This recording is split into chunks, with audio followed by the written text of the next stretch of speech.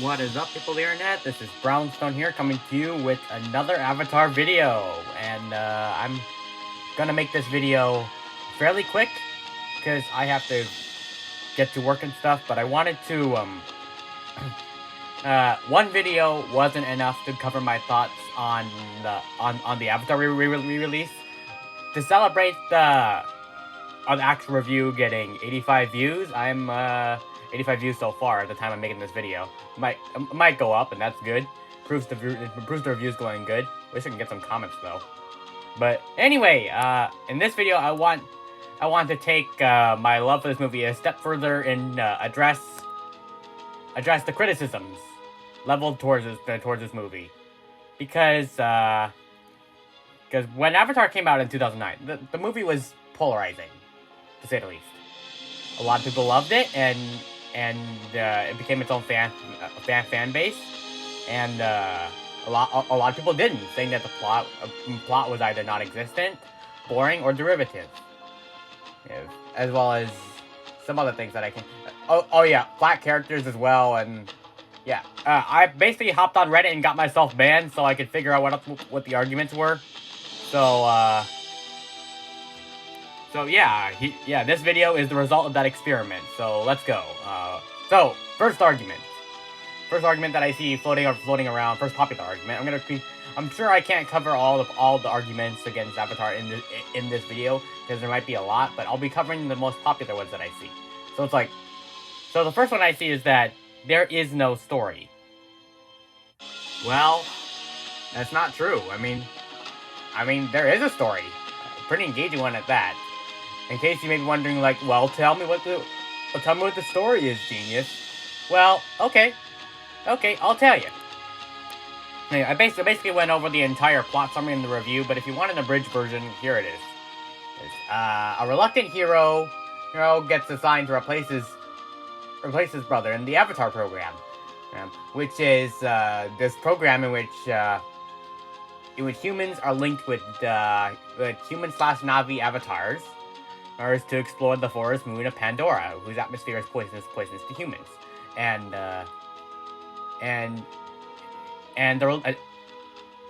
this reluctant hero is named Jake Sully, and over the course of several missions, he grows to love the Na'vi culture and becomes accustomed to their way of life, right? And when the humans try to destroy Pandora, Jake must fight a difficult war against his own people. So it's like, so yeah, that's a story. It can be derivative, but I will address that in further arguments. Basically, there is a story. I know sometimes it might not seem like it, because there are some instances in which like Jake interacts with Nintiri and stuff. It's for character development, not plot development, but not everything has to advance the plot. Otherwise, you would have non-existent character development, and the importance of every story is to have character development.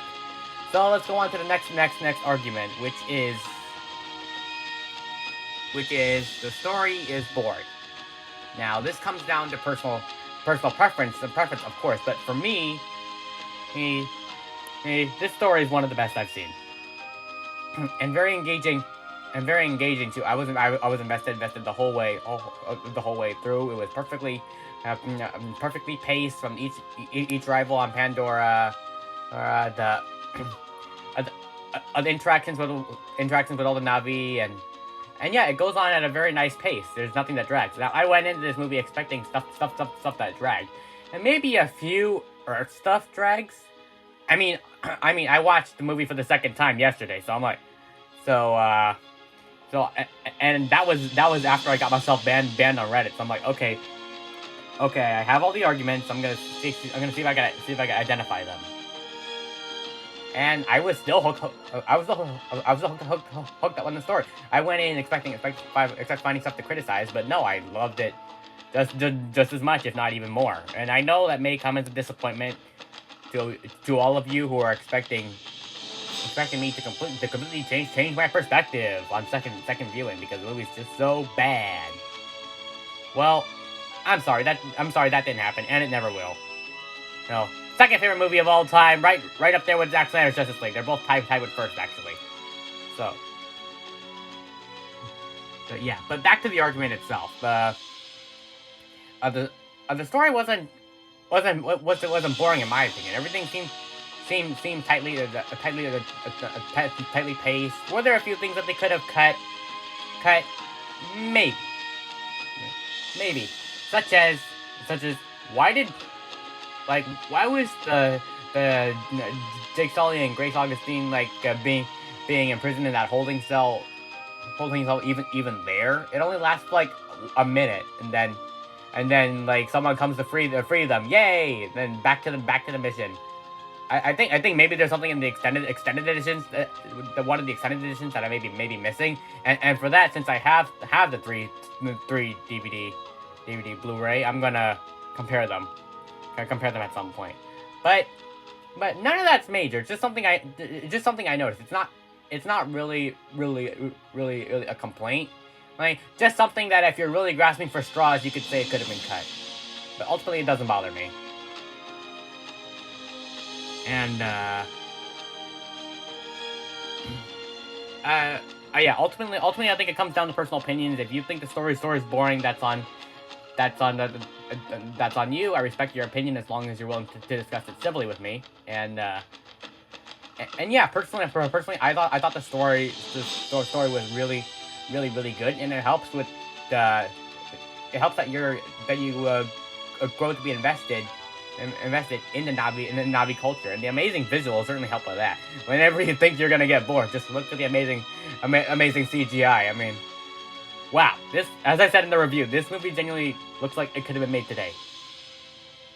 Hey, it's that good. Maybe it's because they remastered the visuals, but even looking at the original 2009 version, it's like, wow,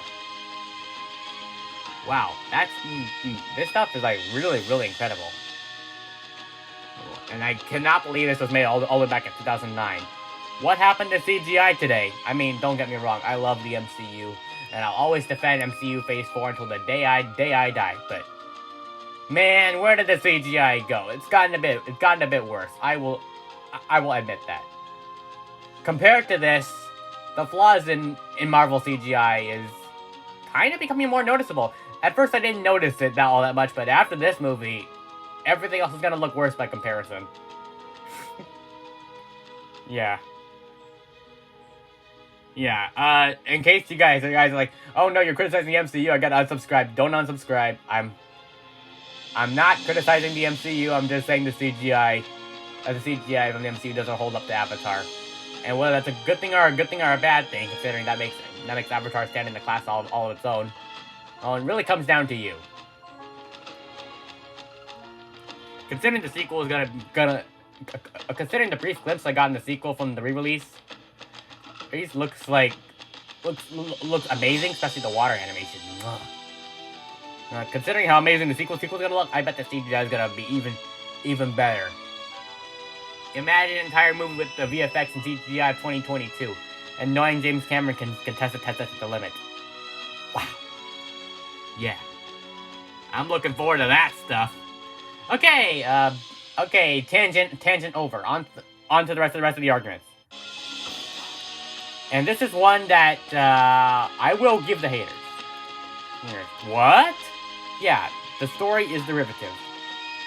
Yes, it is. It shares many similarities with Pocahontas and several other stuff. Now, however, you can have a story that's derivative, but the execution. I'm sorry. I hate this one. All right. You can have a story that's derivative, but the execution is what matters. And for me, there was enough original elements in this movie that doesn't make it a copy paste from other movies. If I'm missing something, feel free to sound off in the comments and stuff, and we can discuss this further. But from the movies that I watched that have a similar plot to this, I think this does enough enough original stuff, and not just it's Pocahontas in space or Dances with Wolves in space. Like that, it's much more it's much more original than that. That trust me, I've noticed enough differences here that it's not copy and paste. So yeah, while the story is derivative, that doesn't mean that the story that doesn't mean the movie should be hated on because of that. I mean, if you really boil it down, every story is derivative of something, and like every movie is derivative of something. You don't see the haters criticizing the rest of Hollywood, right? Because if you really want to be fair, you should criticize all of Hollywood for being unoriginal, but no, only this movie gets the hate. Like, okay, there's one theory I have for this, and correct me if this is true, but upon second viewing and seeing all the vitriolic response from my opponents on Reddit, I've come to this theory. The reason why people are being selective and criticizing this movie is the way it portrays us, the human race. Now this movie was meant to now this movie has a strong environmental and anti-imperialist message. If you're a racist colonizer, this movie is not for you. Nope. Because the way it portrays our military because the RDA, the RDA company is an allegory for our military and the attempted mining of Pandora's unobtainium, and the lengths that the RDA is willing to go to destroy Pandora to collect their resources. This really reminds you of a lot of America's wars, and how colonialism worked back then. So when you have this alien race portrayed as the good guys, then we're portrayed as the bad guys. It puts us on the defense. Like, we don't want to be portrayed like that. We don't want the United States to be portrayed like that. We don't want us humans to be portrayed as the bad guys. Because in a lot of media, the humans are portrayed as the good guys, and then the CGI creature or something is portrayed like the villain and stuff. But not here.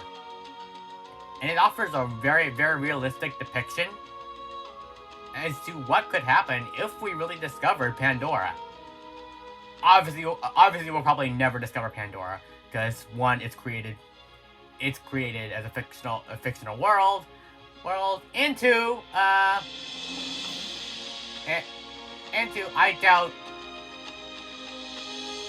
doubt there can be a planet that has the beauty of this the way James Cameron portrays it.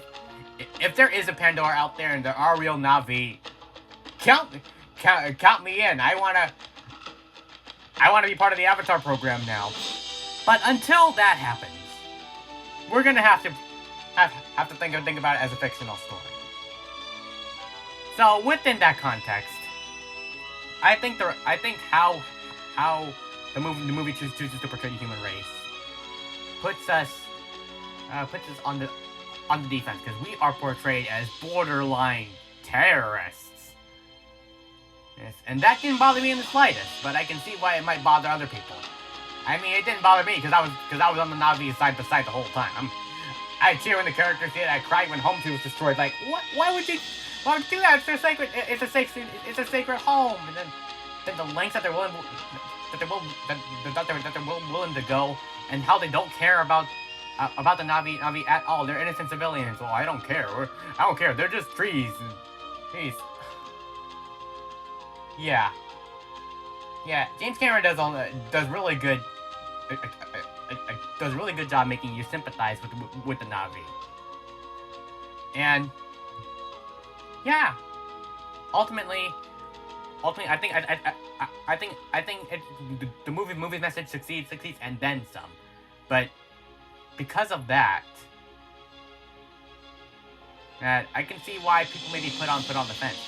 And it's because if you were to think about this rationally, all of Hollywood should be called out for being unoriginal and borrowing from other concepts. But only this movie seems to get it. So that's my theory. Again, I don't know if it's true or not. If it is, well, okay. Okay, then I was right. But if not, I genuinely want to know, with the new information that I'm putting out, is there a reason internally why there's such a vitriolic reaction towards it? And don't say, oh, it's because the story's derivative, because I already destroyed that argument in this video as well as the other arguments. So I genuinely want to know, from deep down in subconscious, why this argument is being used as well as the other arguments, because it doesn't work. And if you're gonna criticize this movie, you might as well criticize the other movies. But that's my theory. That's my theory. In the meantime, again, I could be wrong, but I need to find out. More. Another argument. That was a long one. Another argument is the characters are flat. Flat. Like how? I mean, okay. Let's take one step back here. Okay, you're saying, oh, the characters are flat. It's like, there are a few flat characters here and there. I mean, there's one woman barely gets any lines, and she's like shot down and stuff, and yeah, but because she doesn't get too much screen time, I guess you can say she's a flat character and stuff. Character and stuff. I think you could say like the father, like Neytiri's father is maybe a flat character and stuff. But that's really reaching because he had enough screen time compared to the human lady. And if we're talking about main characters, I love these characters. It's really refreshing to see this kind of a dynamic. Because Jake and Neytiri fall in love, and I bought the relationship the entire time. I even started crying when Neytiri got upset once Jake revealed he was spy for the humans. Like, bro, you realize how much you hurt her, right? Right? And seeing the way she lashes out at him, it's hard to watch. Not because it's bad or anything, but because it's just too good, too real. This is sort of comparable to that argument scene between Mirabel and Abuela in Encanto. There's like a lot of people say it's like hard to watch because it's so real. You buy these two bonds. They start off hating each other at the beginning of the movie, and the comedy is peak gold. Peak gold. You are a child. Do not follow me. You know, it was just like, oh my god. But they genuinely grow bond, and the first line scene cements that bond. Just like the Navi have to form a bond with their horse thingies and the Ikran. And the Ikran finally knew how to pronounce it. Great. Also, Navi is pronounced Navi. Okay, yeah, I'm gonna try and get better pronunciation, considering the characters make a big deal out of it. So yeah. So yeah, just like the bonds form with the horse thingies and the Ikran, it's like you see these characters grow a bond, and when they declare their love for each other, it's a really satisfying scene, and it's really well shot. I genuinely think the nighttime scenes on Pandora are the best parts of the film. Visually, not story-wise and stuff, but visually, because the way everything lights up and stuff. Now I finally understand the meaning behind everything lighting up. at Walt Disney World. Okay, another tangent here. I'm sorry, but when I was at Walt Disney World and I discovered the Pandora Land, I didn't know anything about Avatar. So when I saw the everything light up at night like it does in this movie, I thought on the Pandora Land, it's like oh cool, it's like a cool thing. I had no idea it was actually meant to simulate the bioluminescent environment in the movie. And now that I know that, mind blown. I have a newfound appreciation for that detail now. It's something most would not think to include, but somehow Disney did. They had the lighting, the technology, they light it up at night, and it looks gorgeous. Now I understand why they lit it up. At first I was like, okay, cool thing. It's a cool thing. That's actually really cool. I got a picture there, but it's like, wow. So that's a detail from the movie. That's what I immediately noticed with the first nighttime scene. That nighttime scene, I remember like, oh, so that's why they did it. I can't wait to go back to Walt Disney World and appreciate this a whole lot more by the time Avatar 4 comes out. Because that's probably when I'm gonna go back to Walt Disney World. Long time, I know, but it's kind of expensive. It's kind of expensive.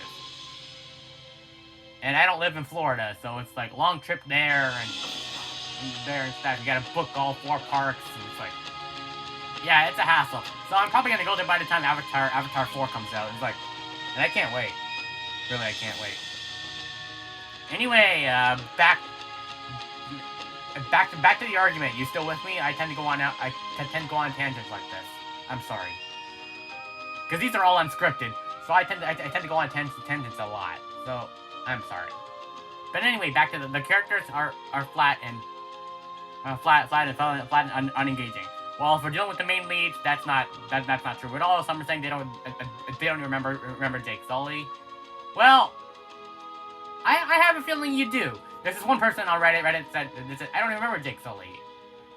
You remember his name, so you remember Jake Sully.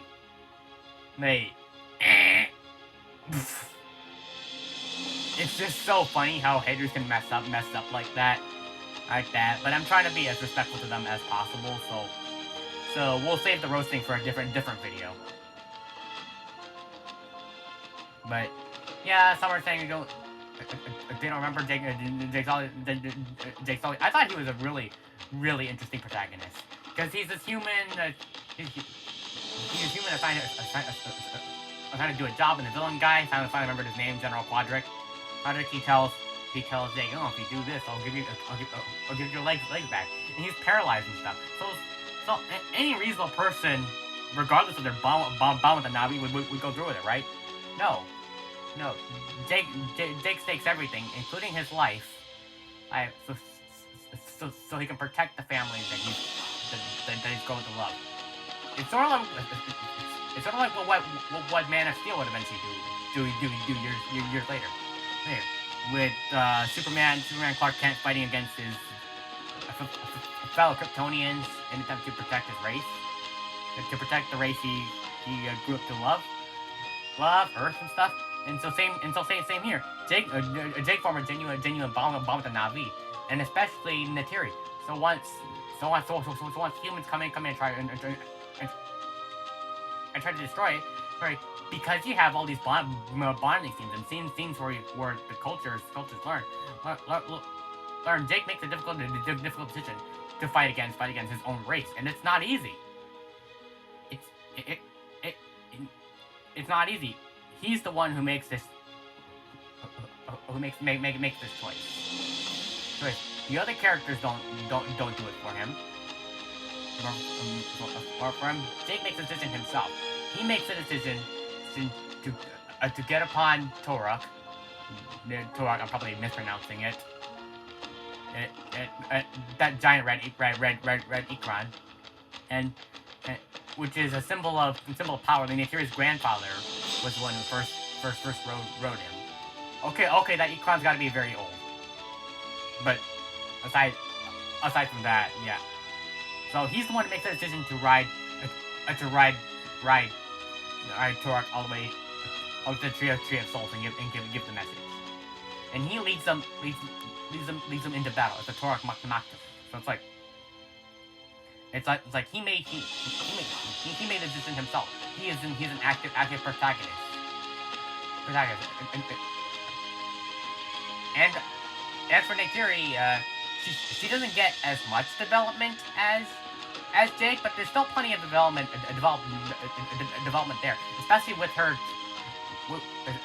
especially when she's alongside Jake. You see how the two gradually grow closer to each other and stuff. And while she is used as the love device, because James Cameron is no stranger to love stories, she does have her own agency, especially when father dies and tells her to take up his arrow and stuff, which she does so, which ultimately kills General Quadric in the most satisfying way possible. So yeah, so if we're dealing with other characters too, Grace Augustine, Dr. Grace Augustine is like the researcher. She's also sympathetic to Pandora and stuff, and she acts as a nice foil to General Quadric and the other villain guy who I forgot what his name is. Sorry, maybe the third rewatch will do it for me. But yeah, she acts as a nice foil, and she and the other characters help teach Jake everything about Pandora, considering he has little to no training. And I just love how Augustine's like, no, he will not mess with our program, meaning the RDA. It's like you're dumping an inexperienced Marine on us.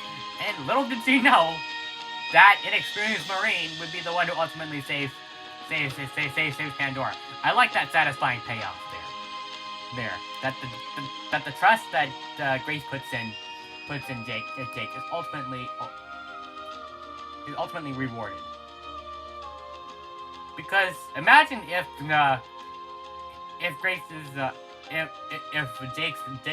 Jake's brother didn't die and he went on the mission. While there is a great chance that the same thing could have happened to him, that he could have grown attached to the Na'vi customs and way of life and fought against humans. There's also a good chance, with all his military training and stuff, that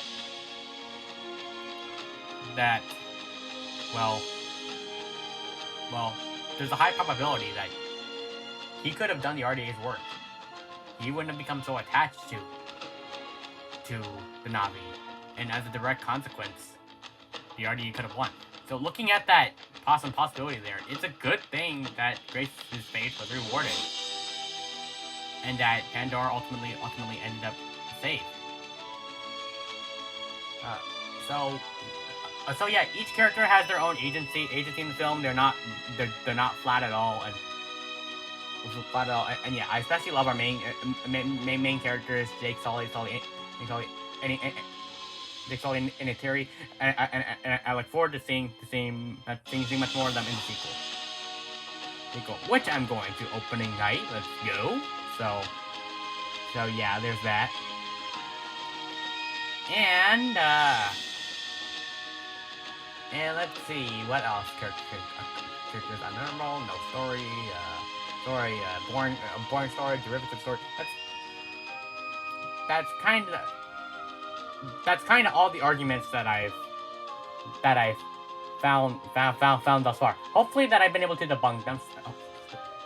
So hopefully, since I'm able to debunk them, if I was able to debunk them, I'm sorry. If I was able to debunk the arguments, I hope that encourages you to watch Avatar and support it.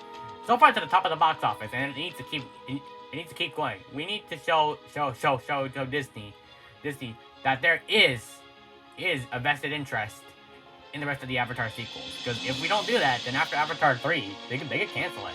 I doubt they're gonna shelve Avatar 3, even if Avatar 2 doesn't do well, considering it's in post-production by this point. But if it doesn't do well, that could be it. Like we could lose this amazing franchise forever. So I encourage all you Avatar fans fans after watching this video. If you're an Avatar fan, you watch this video, rise up, rise up as a fan base, support this re-release, support Avatar 2, watch it a gazillion times, and give the Mouse House your money because while giving Disney money may not be morally correct all the time, it is in this scenario, because if we don't do it, we could lose this franchise forever. You need to spread the positive word of mouth. Go see it and go see it and make as many positive reviews as possible. Because the future of our franchise, the future of the Avatar franchise is dependent on us. And I'm willing to do my part to serve the Onomatikaya clan. And so should all of you. Yeah. So my message to all Avatar fans is rise up. Rise up. Pandora needs you. Iwa needs you. Become a member of the people. Support this movie. Alright, that got a bit heavy-handed. If you're a hater watching this video, I hope I was able to convince you. If I wasn't, well, please don't attack me, because I value my life. Thank you. So, yeah, thank you all for watching. If you enjoyed this video, please be sure to like and subscribe. I will see you all in another video.